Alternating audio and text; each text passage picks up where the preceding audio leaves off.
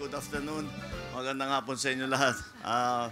Andito ngayon tayo para simulan yung dredging at saka paglinis ng ating mga creek, mga river, mga ilog, lahat ng ating waterway, yung pinagdadaanan ng tubig. At ito, kung maalala ninyo, ay sinimula namin sa Petro Manila. Dahil doon naman ang nagiging problema yung basura. At yun ang pag nagbabara dito sa nangyayari, nagkakaroon talaga ng baha. Kaya ganun din ang aming gagawin dito dahil ganyan din ang problema.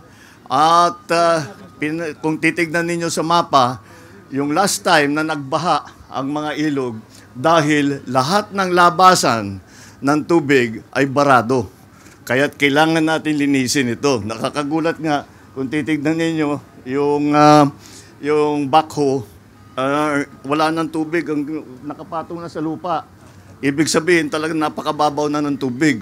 Kaya kailangan ayusin, kailangan linisin lahat ito.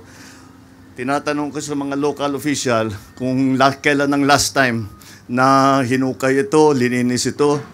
Wala silang maalala kahit kailan. Kaya first time ito siguro in decades. I'm sure nangyari na itong it happened in but matagal na in decades na hindi nalinis ang ating mga waterway, ang ating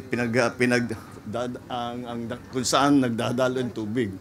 At ito pareho nandito sa mga chart, kung matignan ninyo kung ano yung magiging trabaho, saan mag-specify yung mga ilog kung saan kami. Yung pitong ilog na yun, lahat yan ay dadalhin lahat yan ay pupuntahan pala ng ng ating mga heavy machinery para linisin yung mga ilog na yan. Kung titignan din, ito mahalaga din itong batignan.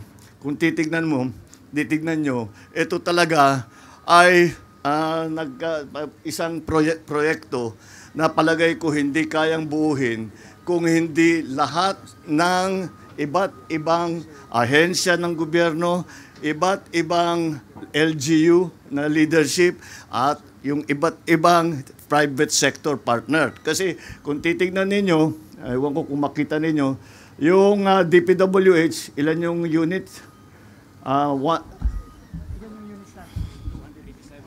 Lahat is 287. Pero galing sa DPWH is 32 units.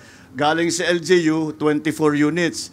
Ang private sector, yung San Miguel at saka yung Metro Pacific na tumutulong din sa atin, nandun din sila doon sa Maynila.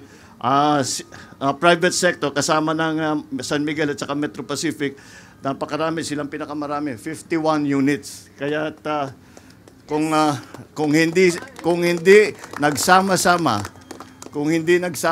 lahat ng ahensya ng gobyerno at lahat ng ating mga partner sa development, dahil lagi ko nga sinasabi hindi kayang gawin ng gobyerno na lahat, kailangan matulungan, kailangan matibay ang koordinasyon sa ating local government.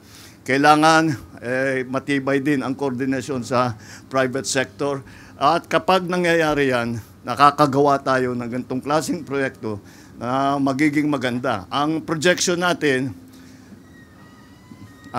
ang pangako sa atin, 1 year. So ang pangako sa akin, pagka umulan ulit, hindi na magbabaha. So mga 9 months na trabaho bago dadating ulit ang ulan. Hopefully by that time, hindi na tayo makakakita ng baha, kagaya ng nakita natin noon. Dahil lahat ng nakaharang, lahat ng barado na labasan ng tubig ay yun ang lilinisin at hindi na mababara, may dadaanan na yung tubig palabas. Kaya yan ang project natin. Okay, I'm sure. Pagbantayan ninyo, tignan ninyo kung ano yung nagiging progreso at nakakasiguro ako na malaking tulong itong ginagawa ng paglilinis. At hindi ba, pagkatapos malinis ito, hindi lamang ganito yung project, meron tayong gagawin na tinatawag na Sabo Dam. Ang Sabo Dam, yung maliliit na dam na mula sa bundok pa nagsisimula at kinokontrol yung takbo ng tubig. Kasi kung minsan malaki sa damage, nung last, yung sa, dito sa Cebu, malaking damage dahil ang bigat, ang bilis ng takbo ng tubig, kaya ang daming sinira. Ngayon, paglalagay tayo ng Sabo Dam, yung Sabo Dam ay hindi dam yan na mangungulekta ng tubig.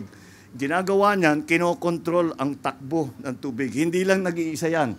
Siguro mga 3, 4, baka 5 pa sa papapuntang pababa.